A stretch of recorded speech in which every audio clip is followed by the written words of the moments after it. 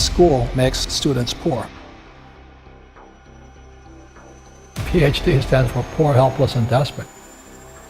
The riskiest thing you can do is go to school, learn from a fake teacher, put your money with a financial planner, work hard for fake money, and pay a lot of taxes. What the Federal Reserve Bank, our banks, and our school system's doing is criminal.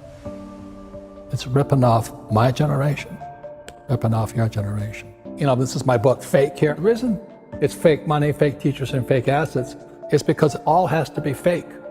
You have to have fake teachers to understand fake money. Then you have to have fake assets to buy those stocks, bonds, and mutual funds, fake assets.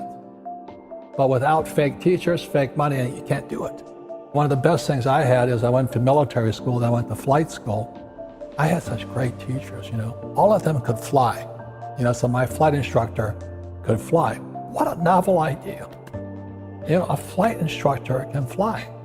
But when I was in high school, most of my teachers were terrified. They're all cowards, you know.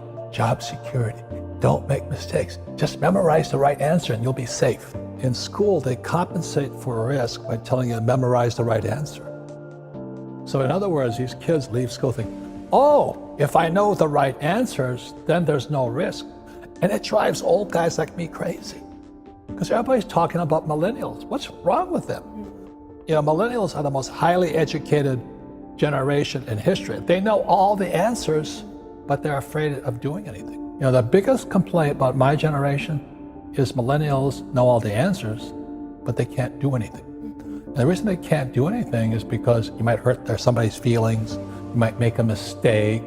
You know, and this just keeps you guys just trapped in this little box. Education is more important than before, but you gotta be careful what you're learning. That's why I wrote the book, Fake Money, Fake Teachers, and Fake Assets.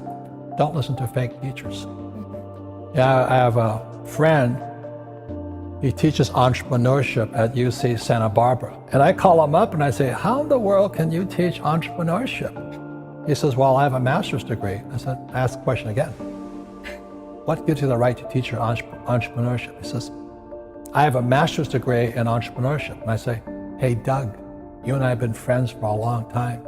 You've never started a business. You're a fake teacher. He goes, but I have all the answers. I said, yeah, but you don't know how to start a business. Some of the biggest fake teachers are those financial planners. They're telling you, to save money. Why would you save money when the government's printing money? Then they tell you to invest for the long term in the stock market. And you guys know the stock market is ultra short term. There's high frequency trading. Today, long term is a split second.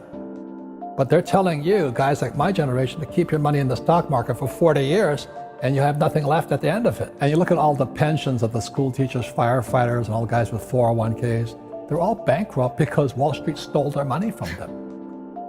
You know?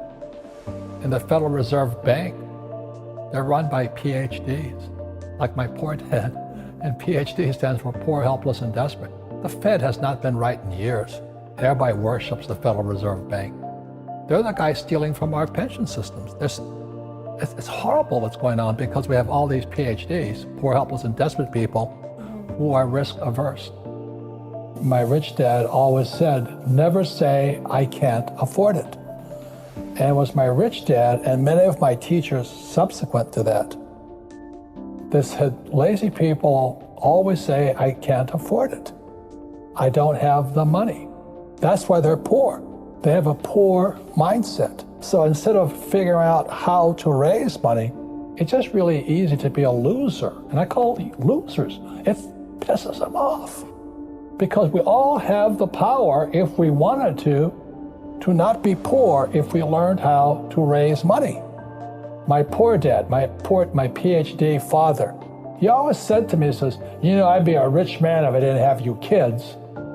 And I said, well, Dad, not my fault you had kids. I just can't afford it because I have kids.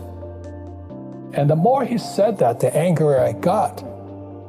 So when I met my rich dad at age 9, he says, well, that's why your old man's poor, because he's lazy. He thinks his PhD is going to carry him.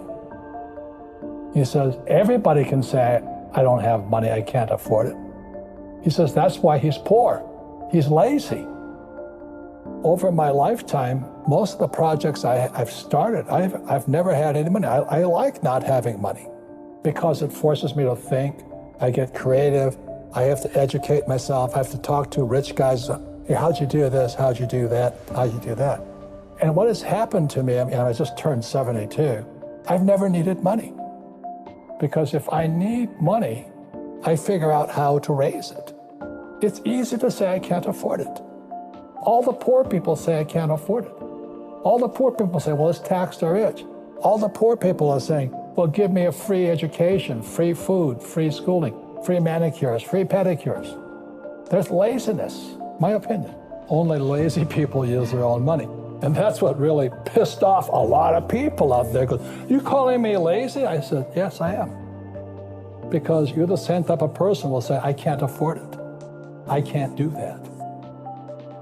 That's the problem. It's up here. Most of my family say, well, I can't afford it. My father taught me to say that. My mother taught me to say that. My rich dads would never say that. The number one way to raise income is sales. They teach you sales in school. But if you work for a network marketing company, you learn sales.